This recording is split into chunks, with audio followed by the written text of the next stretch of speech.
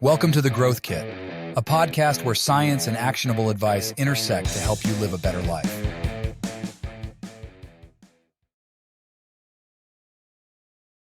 How to raise confident kids.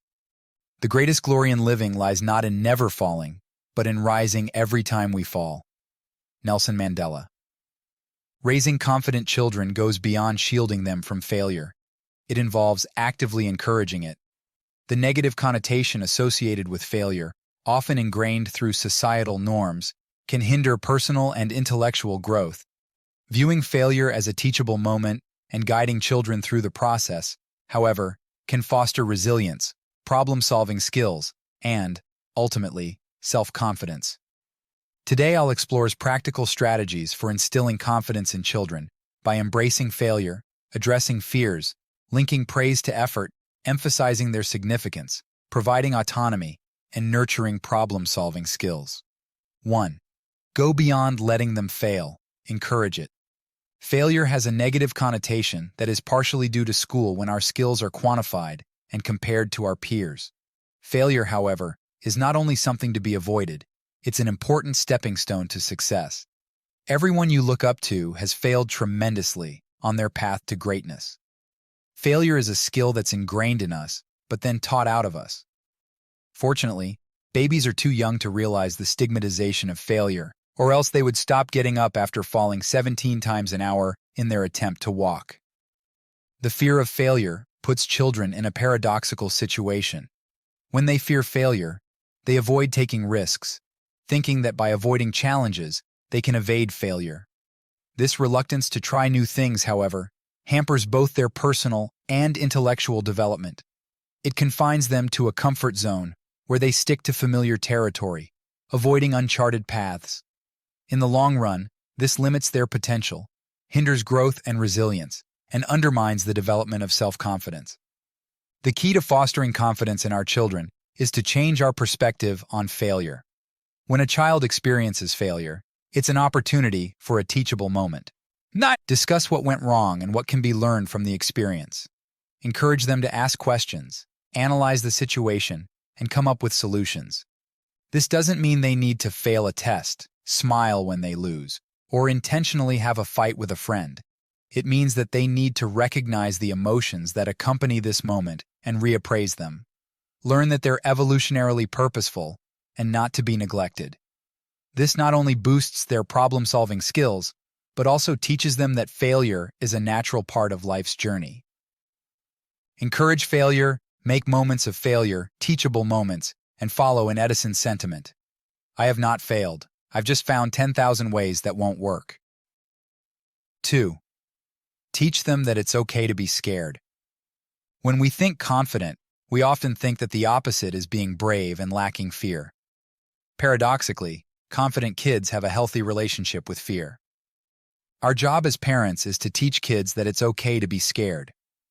Rather than simply dismissing their fears with a "don't be scared" response, parents can encourage open conversations.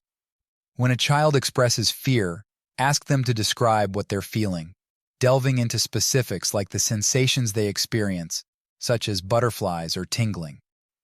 Go further and explore their physical reactions, like a racing heart, and explain that this is their body's way of preparing them.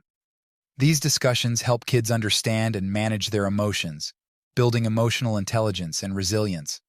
It also builds their interoception, or internal awareness, which improves their awareness of their body under different situations.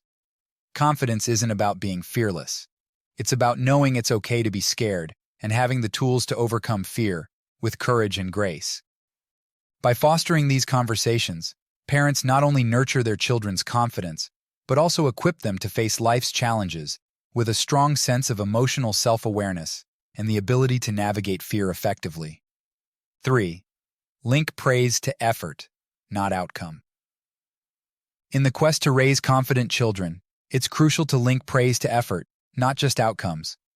Focusing solely on the end result can create a performance-driven mindset where children feel their worth is tied to success. For example, praising students for intelligence was found to have more negative effects on their achievement motivation than praising effort, according to 6 different studies. Children praised for intelligence exhibited a preference for performance goals, less task persistence after failure, and a fixed mindset about intelligence compared to those praised for effort. Instead, emphasize that hard work, determination, and resilience are what truly matter. This encourages a growth mindset, where they understand that challenges and setbacks are opportunities for growth and improvement. Additionally, it promotes intrinsic motivation by encouraging an internal drive to engage in activities based on personal interest and satisfaction, fostering sustained engagement and a profound sense of accomplishment independent of external validation. Moreover, effort-based praise plays a critical role in building resilience, equipping children with coping mechanisms to navigate setbacks, learn from mistakes, adjust strategies, and persevere through difficulties, contributing to their overall emotional strength and ability to face challenges. Here are 5 things to focus on to promote effort-based praise. Specificity. Instead of a generic "good job," be specific about what effort you appreciate. "I loved how you kept trying different ways to solve that math problem." Or, "You practiced so hard for your piano recital, and your dedication really showed." Process, not product. Celebrate the steps taken, not just the final outcome. "I saw how focused you were while doing your homework." Or, "That science project was messy, but I loved your curiosity and creativity." Effort and progress. Acknowledge both the effort put in and the progress made, highlighting small steps towards a larger goal. "You may not have aced the test, but I saw how hard you studied, and I'm confident you'll improve next time."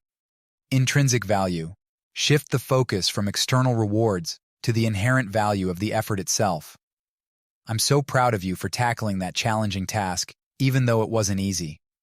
Or, "You learned so much while building that Lego castle, and that's what truly matters." Unconditional encouragement. Let your child know that your love and support are not contingent on their achievements. "I'm always here for you, no matter how things turn out. What I value most is your effort and your willingness to learn." 4. Let them know that you believe in them.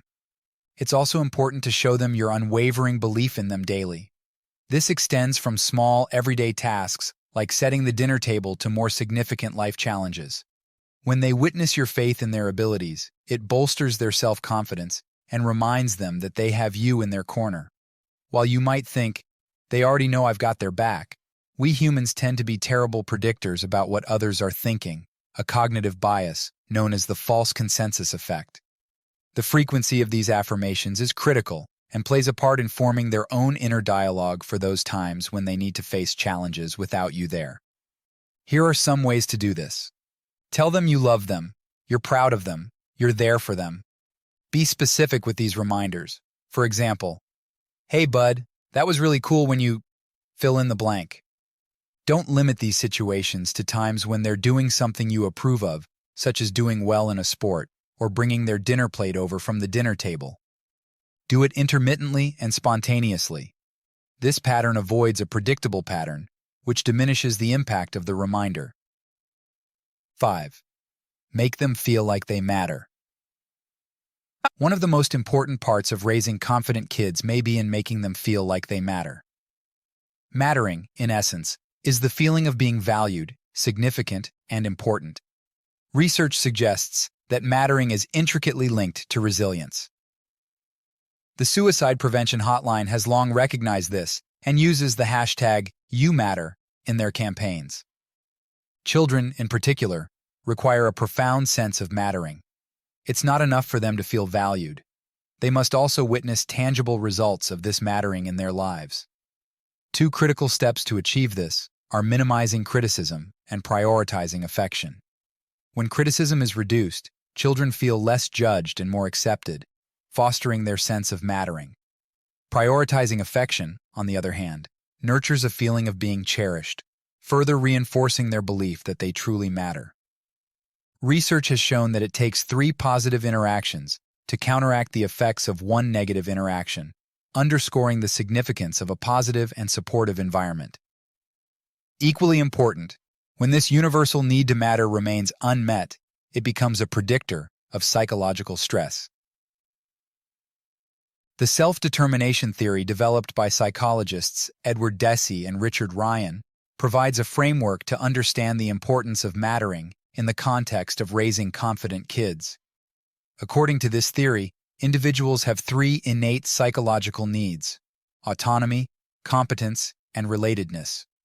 When children feel that they matter, it satisfies their need for relatedness, contributing to their overall well-being. Conversely, when the universal need to matter is unmet, it aligns with the theory's premise, potentially leading to psychological stress and various emotional and mental challenges. Mattering is a cornerstone to raising confident kids. By creating an environment where children not only feel valued, but also witness the tangible results of their significance, we lay the foundation for resilience and well-being.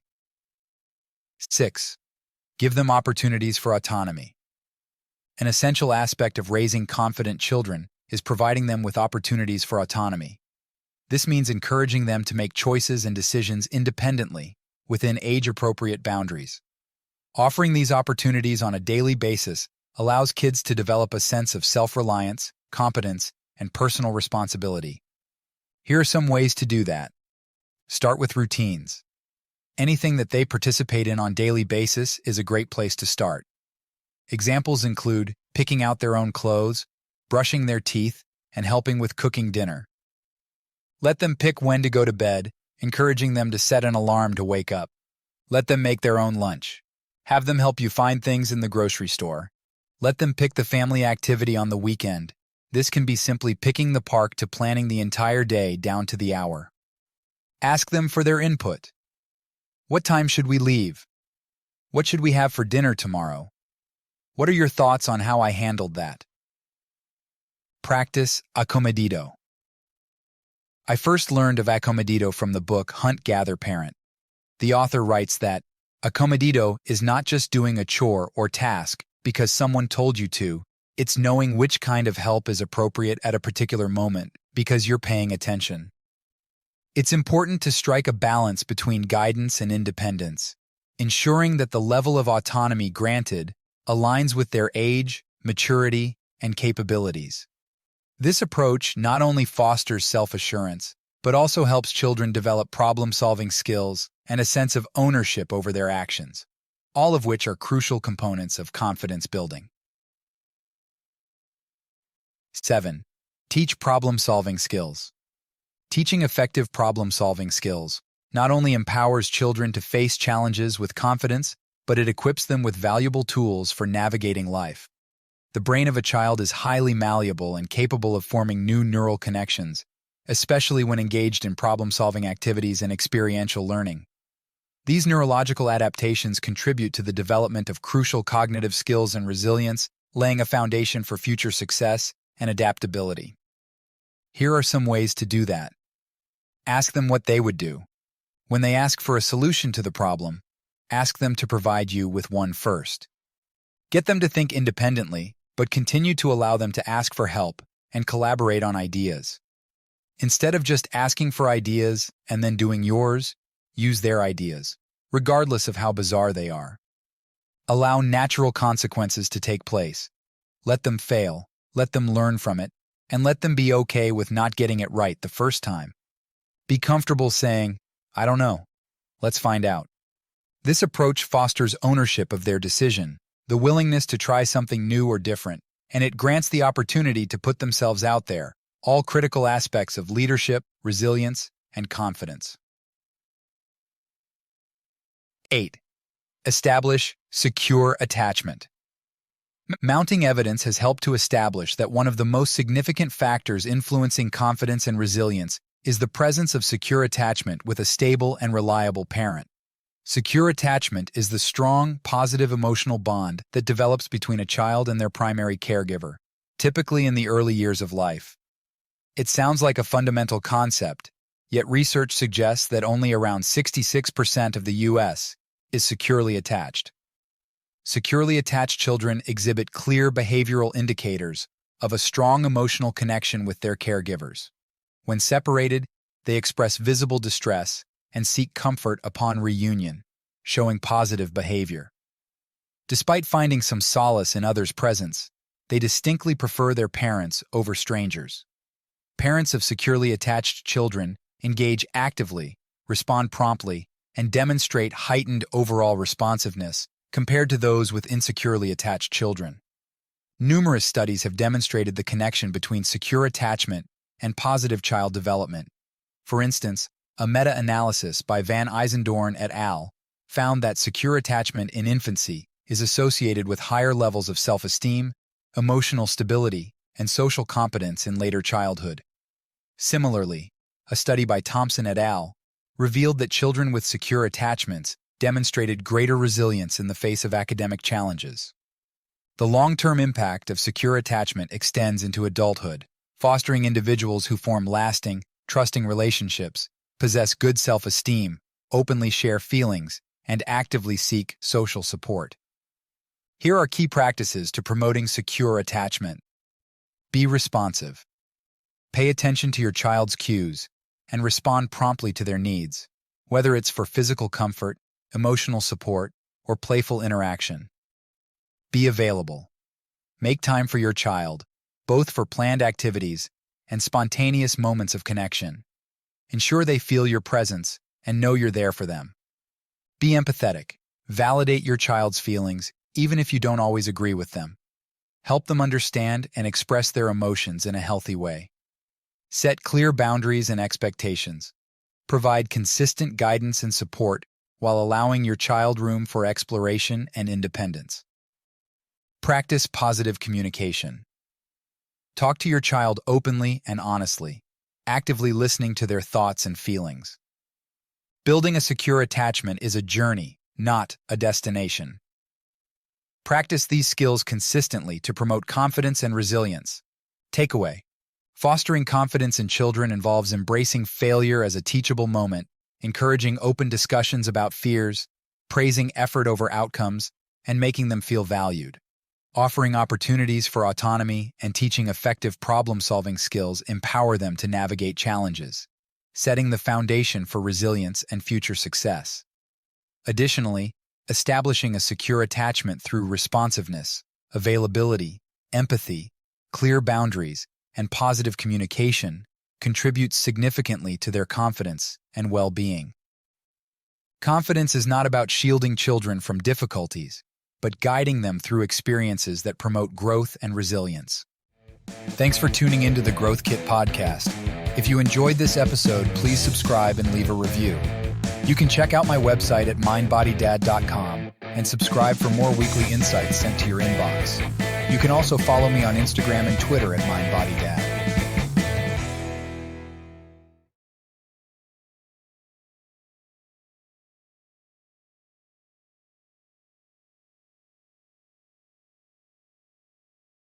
Many of the links I share are affiliate links, which means I earn a small commission if you purchase through them.